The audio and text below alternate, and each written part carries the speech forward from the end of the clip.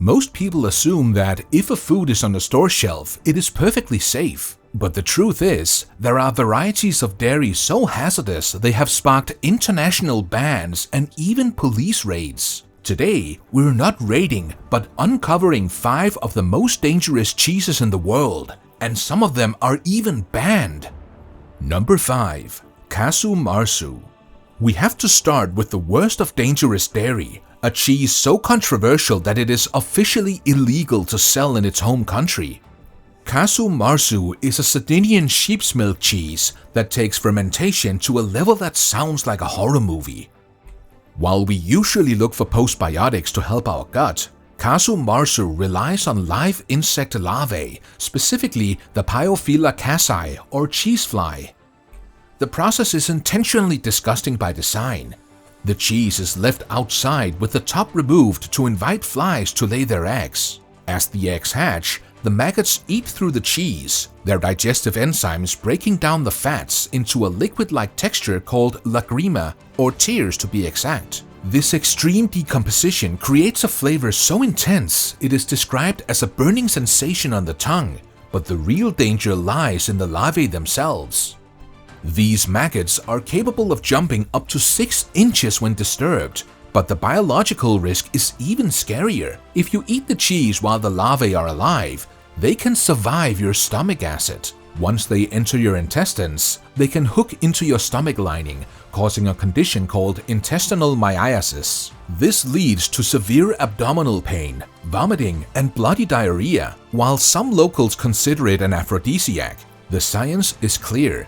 This is a biological gamble that no one, especially those over 60 with more sensitive digestive tracts, should ever take. While Casu marzu is a rare mountain delicacy, our next dangerous cheese is a silent killer hiding in plain sight at your local grocery store. Number 4. Milbenkäse. Deep in the German village of Wörschwitz, there is a dairy tradition that challenges every modern standard of clean food. Milbenkäse, or mite cheese, isn't just aged by time. It is actively consumed and transformed by hundreds of thousands of microscopic organisms. Unlike traditional cheeses that use rennet or bacteria, this variety is placed in wooden boxes and covered with rye flour and cheese mites, medically called Tyrophagus casei. Over several months, these mites feast on the cheese, and their digestive enzymes, along with their tiny droppings, create a flavor that is described as zesty and lemon-like. From a scientific perspective, this is a biological factory on a molecular level. While the mites are necessary for the flavor profile, they represent a significant risk for anyone with a maturing immune system. Our respiratory health is a top priority, and Milbenkäse can act as a massive trigger for asthma and skin allergies. The dust found on the rind is actually a concentrated layer of mite excrement and shed skins. While enthusiasts claim that mites provide a vibrant boost to the gut, the reality is that ingesting live parasites and their waste can lead to anaphylactic reactions in sensitive individuals. It is a nightmare for those of us trying to keep our internal systems free from unnecessary inflammatory triggers.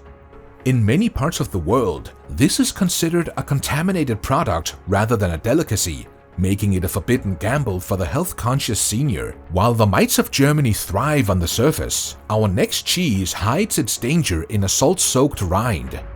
Number 3. Vieux Lille. In the north of France, there is a cheese so pungent it has earned the nickname Gris du Lille, or the Stinking Lille. Vieux Lille is a variant of Maroilles that undergoes a much more intense ripening process.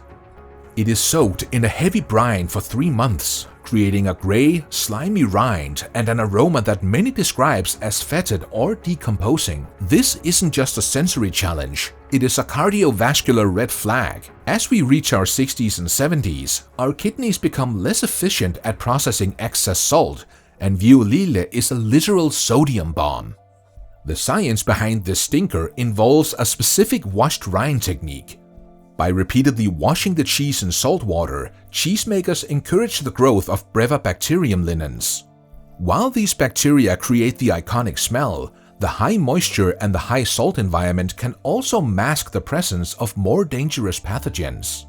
For a senior with high blood pressure, A single serving of this cheese can provide more than the daily recommended limit of sodium, leading to immediate water retention and unnecessary strain on the heart. Furthermore, the strong odor can make it nearly impossible to tell if the cheese has actually gone bad and crossed the line from aged to toxic. It is a prime example of a nightmare food that trades long-term heart health for a brief, intense flavor experience that we simply cannot afford to risk. The salt of Lille is intense, but the creamy liquid center of our next entry poses a different biological threat.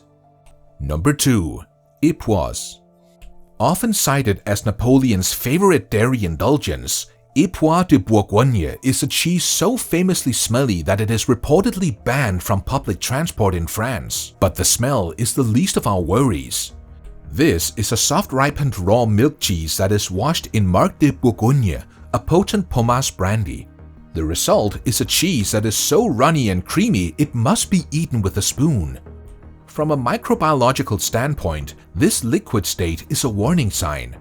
High moisture content combined with low acidity creates the ultimate petri dish for Listeria monocytogenes. For those of us focusing on longevity and muscle maintenance, we need clean protein sources that support our bodies without introducing biological invaders. Époisse is a high-risk gamble because Listeria is a silent killer that thrives in the exact cool, damp locations where this cheese is aged. Because our stomach acid production naturally declines as we age, we have less of a firewall to kill off these bacteria before they enter our bloodstream. A single bad batch of Époisse could lead to severe neurological complications or systemic infections that a younger person might fight off with ease. In many countries, the authentic raw milk version of Époisse is heavily restricted or banned for import because the risk-to-reward ratio is simply too high for vulnerable populations. It is a luxurious cream that hides a potential medical emergency behind its orange-tinted rind.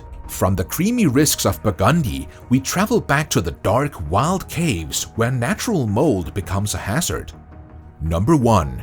Cueva de Cabrales. Unlike Roquefort or Gorgonzola, where the mold is often carefully injected in a laboratory setting, traditional Cabrales is aged in natural limestone caves where the penicillium molds are wild and uncontrolled. This wild fermentation creates a blue cheese that is significantly more intense, acidic, and biologically unpredictable. The science of wild mold is a double-edged sword. While it creates deep, complex flavors, it also carries the risk of mycotoxins, toxic compounds produced by fungi that can lead to acute poisoning or long-term organ damage. In the damp, unmonitored environment of a mountain cave, other nightmare molds can grow alongside the blue veins, contaminating the cheese with substances that are not intended for human consumption. Because it is made from a raw blend of cow, goat, and sheep milk, it carries the triple risk of unpasteurized pathogens. These high-intensity molds can be incredibly taxing on the liver and digestive system. We want to support our gut with good bacteria, not overwhelm it with wild, aggressive fungi that haven't been screened for safety. Cueva de Cabrales is a masterpiece of tradition, but in the world of modern health and longevity, it remains one of the most dangerous and frequently restricted dairy products on the planet. Now, a question for you. Have you ever had a bad experience with a soft, unpasteurized dairy product? Let us know in the comment section down below, and make sure to hit that like and subscribe button.